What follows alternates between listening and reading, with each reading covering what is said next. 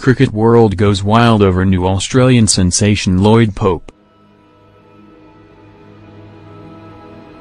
Cricket world goes wild over new Australian sensation Lloyd Pope.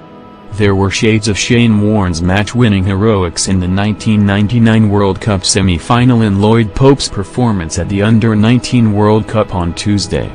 Only he took twice as many wickets.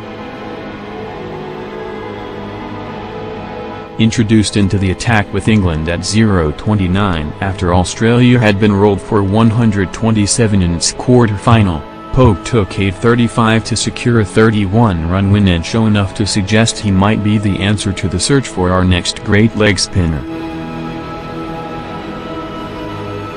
"You always have to have a belief to win the game," Pope said.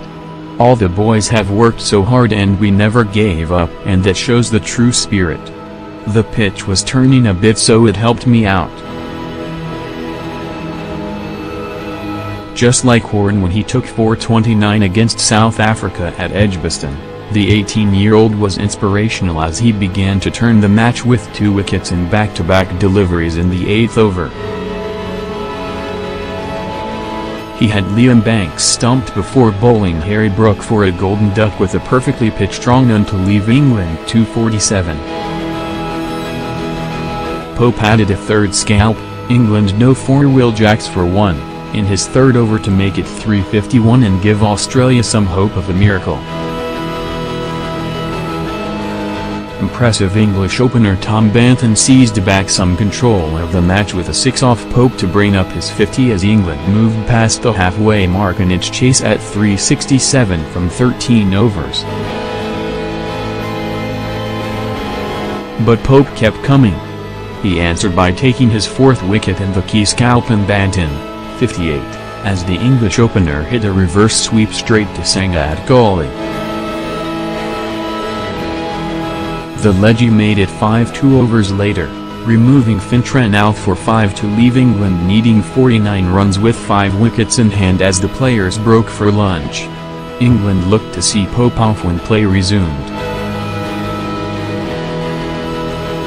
A wide delivery was the only run from his 6th and 7th overs and the English nerves were well and truly setting in when off-spinner Paramuckle joined the party by dismissing Ewan Woods for 8. Nerves became pure panic as Tom Scriven was run out to leave England 782. Pope took his dally to 6 in the following over to make it 884. England was 896 as Pope began his 10th and final over, but he only need 4 deliveries. Ethan Bamber was trapped LBW for 2 and no 11. Dylan Pennington was bowled for a duck as the Palms were all out. Pope's figures were the best ever recorded at an Under-19 World Cup. Earlier, captain Jason Sangha, 58, was the only batsman to make a mark as Australia was knocked over inside 34 overs. The rest of the batting lineup was roadkill as English bowlers Ethan Bamber, Dylan Pennington and Will Jacks took 3 wickets each. In reply, England raced to 0:47 from 7 overs as Banton took a liking to Aussie quicks Ryan Hadley, 0:24 from 4 overs, and Zach Evans, 0:17 from 2 overs. After 3 subpar knocks in the group stage, Banton hit 2 sixes off 1 Evans over as he surged towards a half-century. Australian Under-19 coach Ryan Harris made a bold decision to drop Steve Waugh's son, Austin, for the knockout game. Austin Waugh had endured a slow start to the tournament in New Zealand, making knocks of 6 and 26 and taking 164th in his only innings with the ball as the Aussies failed to impress during the group stage.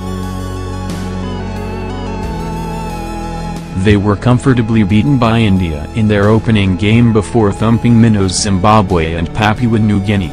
England went undefeated against Bangladesh, Canada and Namibia. But Waugh couldn't even consider himself the most unlucky to miss selection against the Palms. Fast bowler Jason Ralston was overlooked despite taking 7-15 against PNG. Jared Freeman, who made 11 and took 0-11 from 9 overs in Australia's final pool game, was the other player to make way.